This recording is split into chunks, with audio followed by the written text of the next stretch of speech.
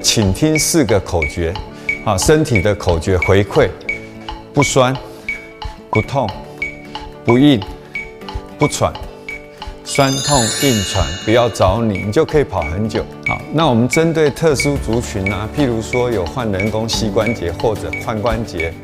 甚至足底筋膜炎这些病症的朋友呢，我还是鼓励可以做到的，就是跟着这节拍，身体放轻松的律动就好。足底筋膜炎发展的原因都是跟我们走太多路，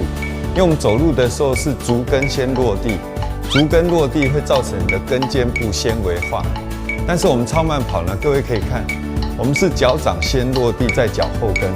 所以这样反而会让我们的足跟柔化。那久而久之，这些足底筋膜炎就完全康复。